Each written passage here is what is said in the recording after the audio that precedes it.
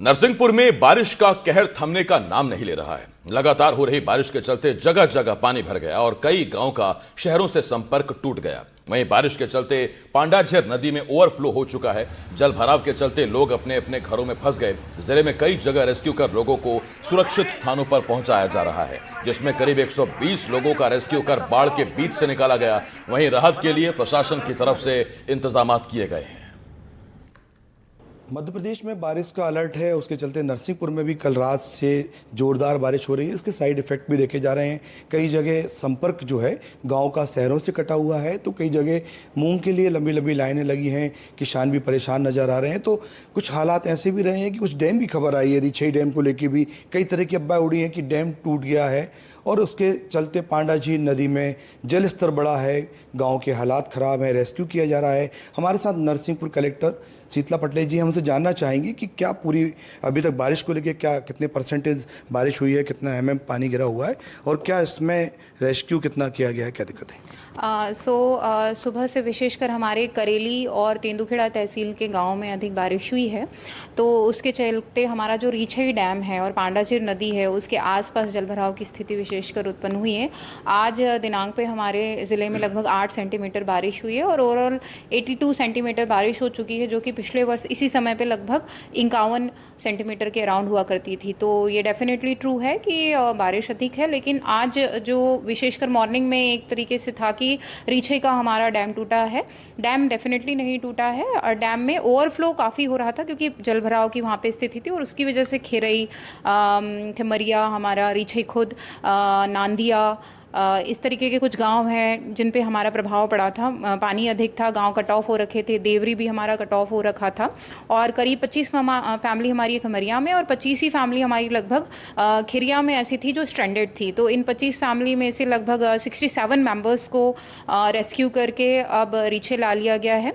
खमरिया में क्योंकि जल कम हो गया है तो इस वजह से खमरिया में फैमिलीज़ वही हैं, पर उनको एक हाइटेड प्लेस पर ले जाया गया है। नांदिया में लगभग 10 लोग ऐसे हैं, 5 लोग जो टॉप पे स्ट्रैंडेड थे, उनको हम लोगों ने सेफ स्थान पे ला लिया है और रात को 3 बजे कल 3 फैमिलीज़ को प्राथमिक शाला में भी शिफ्ट कर लिया गया था। सिमिलरली डोभी के जो निचले कुछ मोहल्ले हैं वहाँ पे लगभग 20 फैमिलीज़ ऐसी हैं जिनको शासकीय बिल्डिंग में शिफ्ट करके भोजन इत्यादि की व्यवस्था कराई जा रही है।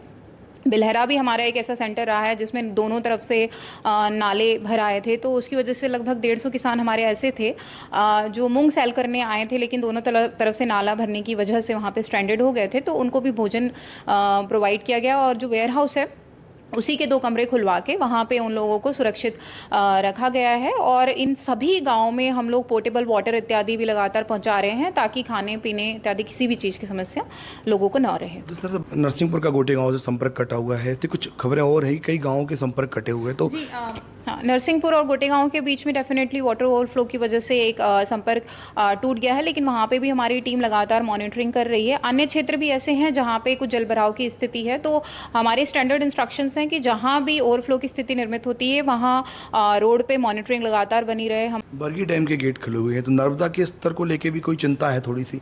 उनके जो इलाके हैं उसके लिए कुछ खास व्यवस्थाएं?